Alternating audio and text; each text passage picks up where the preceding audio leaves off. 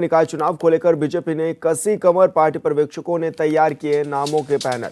25-26 दिसंबर को होगा मंथन। महेंद्र भट्ट पर्यवेक्षकों के साथ सौंपी गई रिपोर्ट पर करेंगे मंथन।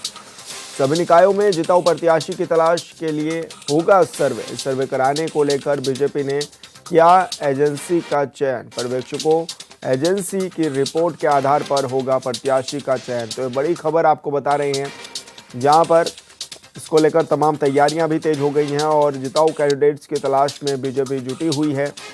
सर्वे कराने को लेकर बीजेपी ने एक एजेंसी को भी हायर किया है।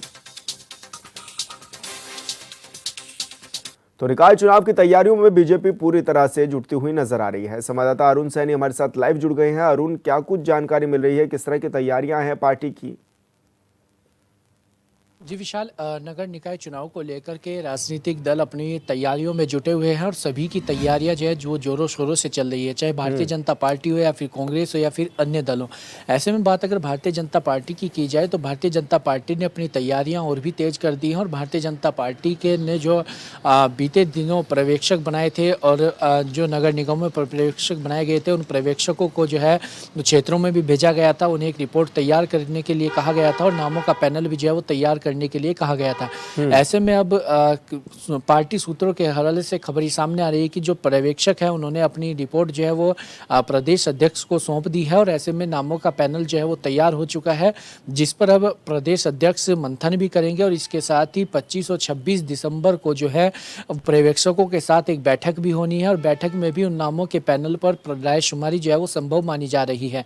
तो ऐसे में इसके लिए लेकिन जिस तरीके से भारतीय जनता पार्टी के प्रदेश अध्यक्ष महेंद्र भट्ट ने पहले भी कहा था कि इस बार जो प्रत्याशी का चयन होगा वो पब्लिक सर्वे के आधार पर होगा। पब्लिक सर्वे के आधार पर जो है प्रत्याशी चयन होना है। किस तरीके का प्रत्याशी पब्लिक चाहती है, किस तरीके से जो है फीडबैक पब्लिक का क्या रहता है प्रत्याशी को लेकर, और जो नामों का पैनल तैयार किया गया है पर्यवेक्षकों के द्वारा, उन नामों का में से जो है पब्लिक के से सर्वे कराया जाएगा। उन नामों में से पब्लिक किसे चाहती है, किसकी तरफ पब्लिक का झुकाव ज़्यादा है, किसे पब्लिक चाहती है कि वो उसका जो है वो कैंडिडेट के रूप में आए और वो उसे पार्टी टिकट दे। तो इस तरीके का सर्वे भी भारतीय जनता पार्टी कराएगी और इसके लिए एक एजेंसी भी जो है हायर भारतीय जनता पार्टी ने की है और वो एजेंसी 2 दिन के अंदर अंदर जो है सर्वे करके अपनी रिपोर्ट प्रदेश अध्यक्ष को सौंपेगी, पार्टी को प्रदेश भाजपा को सौंपेगी और इसके बाद जो है उस एजेंसी की रिपोर्ट के आधार पर और पर्यवेक्षकों की रिपोर्ट के आधार पर ही भारतीय जनता पार्टी अपना कैंडिडेट जो है निकाय चुनाव के लिए वो घोषित करेगी।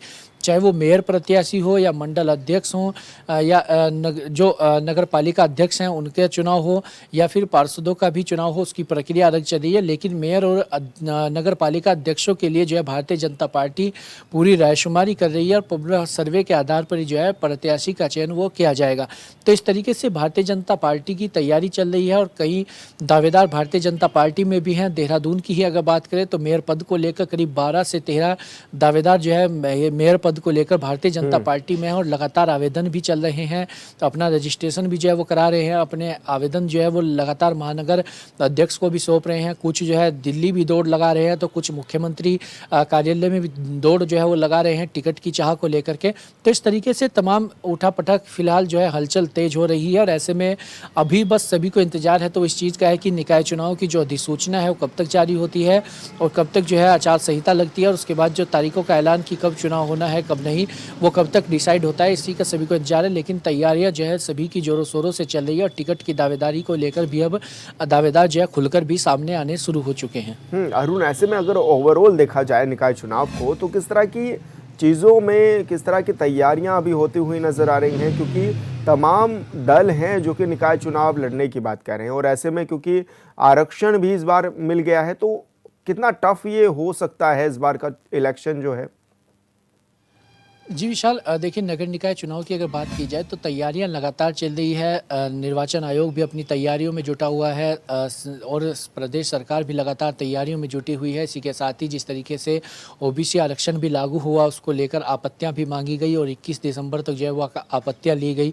अब आपत्तियों का निस्तारण भी होना है और जो आपत्तियाँ आई हैं उनका निस्तारण होकर के फिर एक फाइनल जो है रिपोर्ट सामने आएगी और उसके बाद आरक्षण में बदलाव होते हैं नहीं होते, जो आरक्षण दिया गया है उसमें किस तरीके के बदलाव होते हैं, चीज़ें देखने वाली होंगी। उसके बाद अगर कोई कोर्ट का रुख करना चाहता है या कोर्ट में जाता है तो ये भी उसमें भी अड़चन जो है सामने आ सकती है चुनाव में। तो ये तमाम चीज़ें आगे देखने वाली होंगी और अगर सब कुछ सही रहा तो हो सकता है कि जनवरी के पहले सप्ताह में जो है आचार संहिता वो लग सकती है और 20 जनवरी तक जो है वो चुनाव संभव माना जा रहा है कि 20 जनवरी तक चुनाव प्रदेश में निकाय के जो हो सकते हैं। लेकिन ऐसे में अब कब तक किस तरीके से जो है आगे तैयारियां होती है, किस तरीके से आरक्षण की जो को लेकर जो आपत्तियां आई हैं उनका निस्तारण किस तरह से होता है, आगे क्या कुछ फाइनल रिपोर्ट आती है, तमाम चीज़ें देखने वाली होंगी। लेकिन राजनीतिक दल अपनी अपनी तैयारियों में लगातार जुटे हुए हैं, चाहे वो भारतीय जनता पार्टी हो, कांग्रेस हो, आम आदमी पार्टी हो, क्षेत्रीय दल उत्तराखंड क्रांति दल हो या सपा हो। तो सभी दल अपनी अपनी तैयारियों में जुटे हुए हैं और सभी की तरफ से जो है पर्यवेक्षक, जिला प्रभारी इस तरीके से नियुक्त किए गए हैं।